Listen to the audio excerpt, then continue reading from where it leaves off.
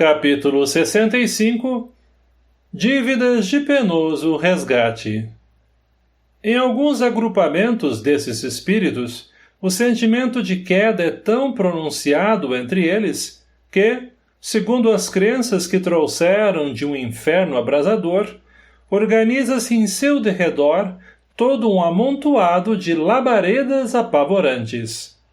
Daí provém certas visões mediúnicas, na história dos povos, que aludem a panoramas infernais, causa dos temas expostos em muitas oleografias católicas. Amargosas são as desditas dessas pobres criaturas, que não souberam conduzir-se nos labirintos das necessárias provações terrenas, contraindo pesados débitos, cujo penoso resgate lhes acarretará um penoso futuro. Capítulo 66 Gritos, blasfêmias, lágrimas. Suas exclamações pungiam minha alma, enchendo-a de sofrimentos aspérrimos. Ó Deus de misericórdia infinita, por que humilhais com tanta dureza o meu espírito culpado? Que me valeram os títulos da terra, suas honrarias e distinções? Não já reconheci toda a enormidade dos meus desvios, Senhor? Exprobações como estas eram misturadas com gritos e blasfêmias, ao lado de soluços e de muitas lágrimas. Capítulo 67 A regeneração e o triunfo são possíveis pelo amor. Inquiri, então, ao meu esclarecido mentor sobre a causa desses sofrimentos.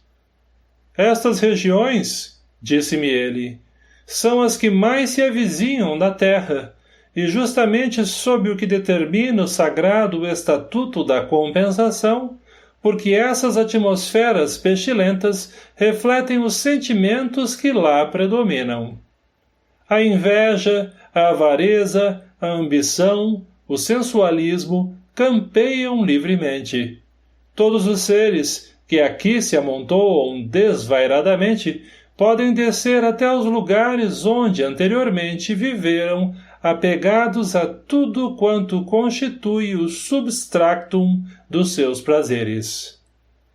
Não souberam vibrar com os ideais da alma e não quiseram abandonar as ilusões de seus dias terrenos. Vivem com a sua própria angústia, acalentando desejos inqualificáveis. Quanto ao possível perdão de Deus, não se justifica. Assim como os insultos e os blasfemos dos homens não o atingem, o poder criador não se poderia pessoalizar para conceder beneplácitos. A lei de Deus é sempre o amor. Amor é a luz que envolve o universo, é o éter vivificador, é a afeição dos espíritos dedicados, é a alegria dos bons, é a luta que a aperfeiçoa. A alma culpada pode, pela súplica, pelos desejos reiterados, reorganizar o seu mundo interior, equilibrá-lo para a obtenção de maior força aos novos propósitos de regeneração e aperfeiçoamento, captando assim, nesse amor universal, os elementos do seu triunfo na luta. Mas a prece não afasta do caminho aquilo que ela própria buscou com seus pensamentos e atos. Capítulo 68 O deserto da expiação redentora. A convite do meu solícito mentor, procurei colocar-me em relação direta com aquelas mentalidades que se debatiam nos sofrimentos. Vi então o deserto em que se experimentam os que viveram na terra para o seu gozo apenas. Os lagos de sangue em que se asfixiavam os antigos dominadores, responsáveis pela eclosão das mais horrorosas lutas fratricidas. As lágrimas pungentes derramadas pelos traidores que sacrificaram com suas perfídias os corações sensíveis. Ouvi o gemido de todos quantos haviam prevaricado, fugindo criminosamente ao cumprimento de seus deveres. Senti que o pranto minava dos meus olhos e um mal-estar inexplicável atacou-me. Todavia, o meu companheiro espiritual arrancou-me dessa penosa impressão, convidando-me para uma rogativa que elevamos sentidamente a todas as forças benéficas do universo para que assistissem aquelas almas flageladas nos padecimentos a que tinham feito jus, derramando sobre elas os eflúvios da paz e da resignação nas suas provas redentoras. Capítulo 69 A semente da paz e da esperança. Nesse instante em que pedíamos com fervor, vi que um foco de luz atravessava a pesada atmosfera, banhando aquelas frontes imersas do martírio. Nenhuma delas percebeu aquele clarão. Somente em alguns notei o eflorescimento de uma estranha ansiedade que representava ligeiro alívio ao mesmo tempo.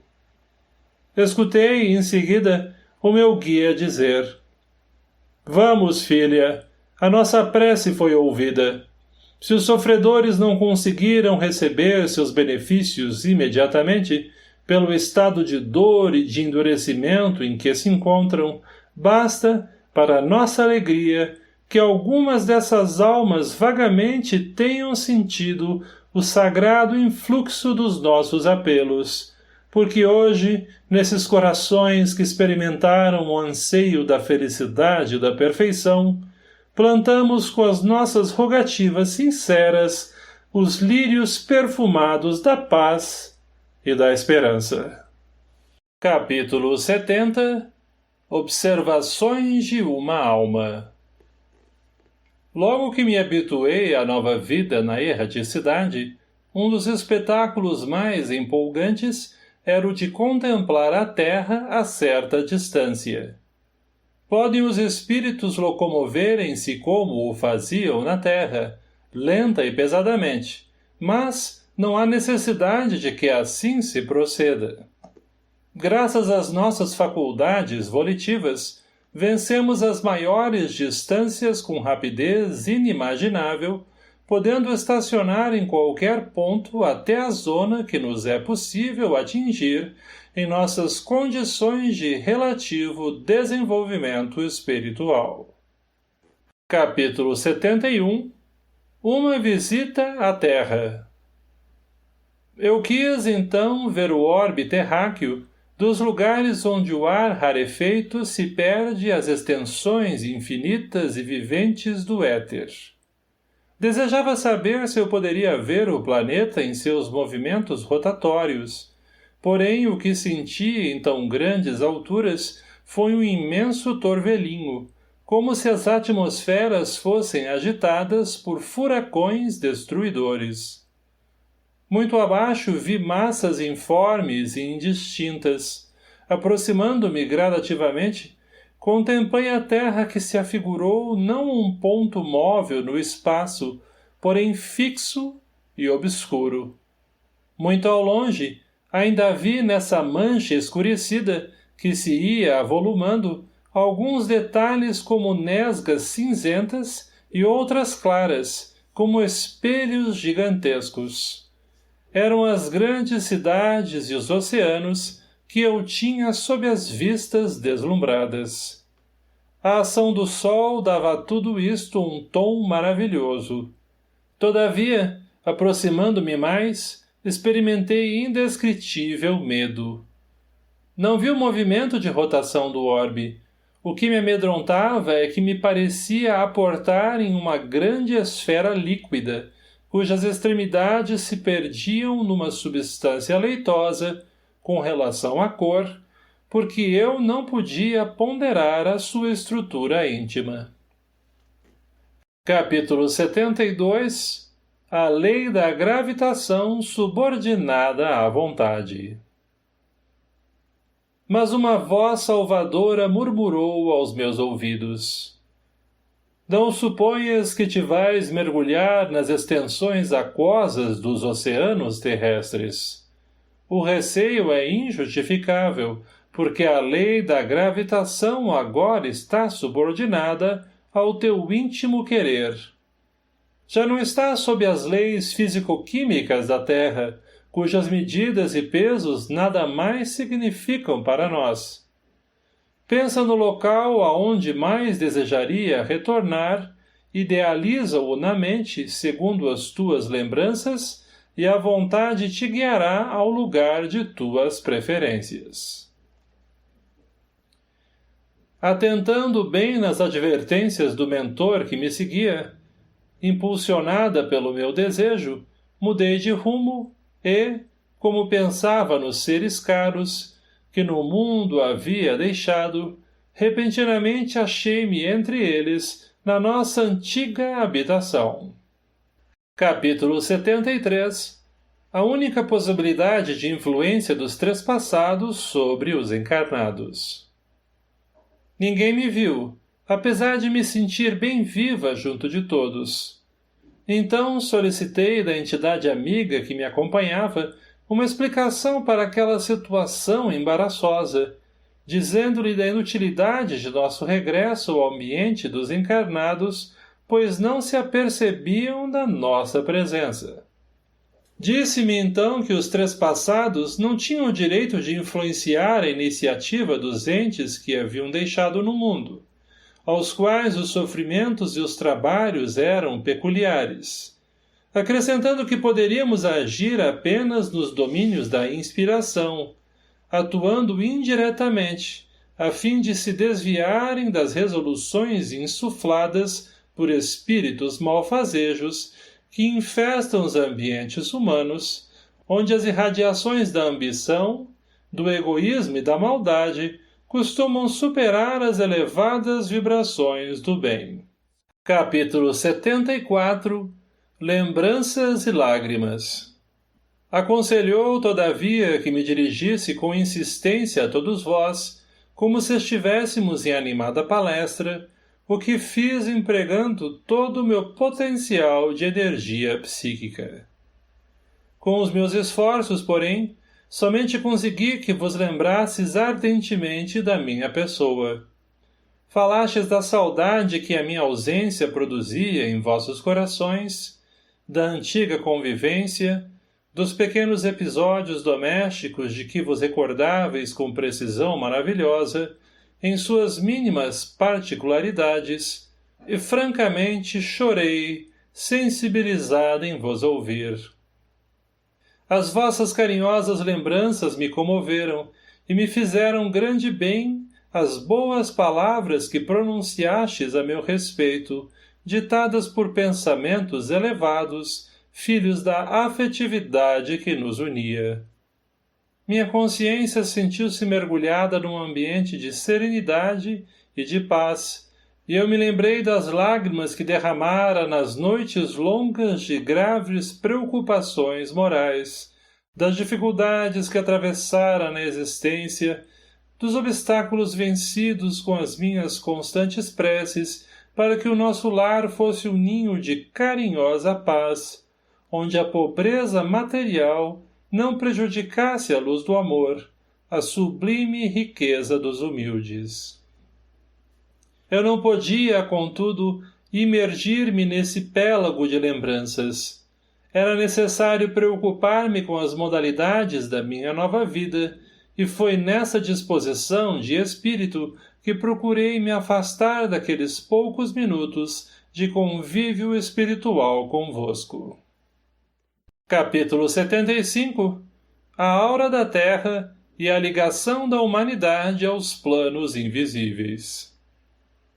De volta das regiões atmosféricas do planeta, fui induzida pelo meu preclaro companheiro a contemplar o que podemos chamar de aura da Terra.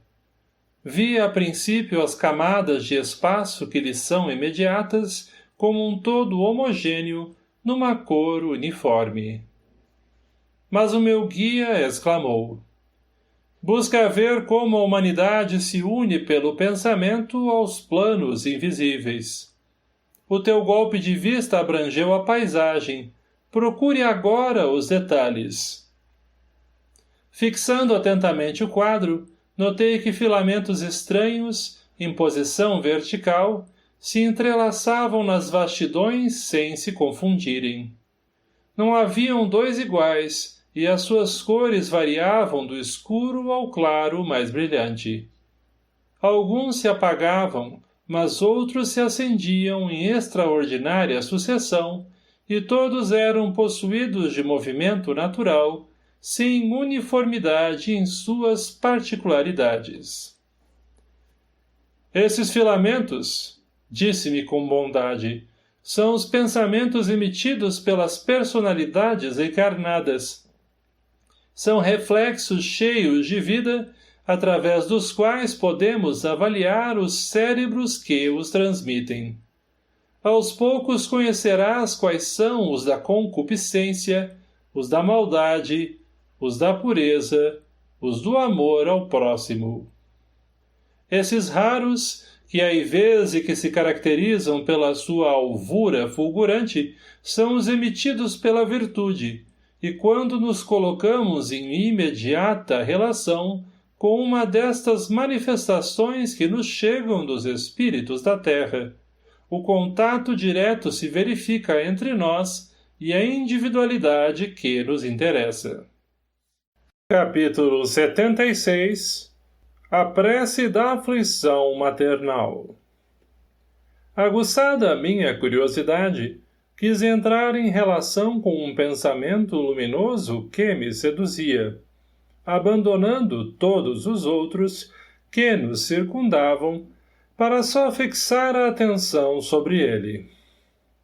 Afigurou-se-me que os demais desapareciam, enquanto me envolvia nas irradiações simpáticas daquele traço de luz clara e brilhante.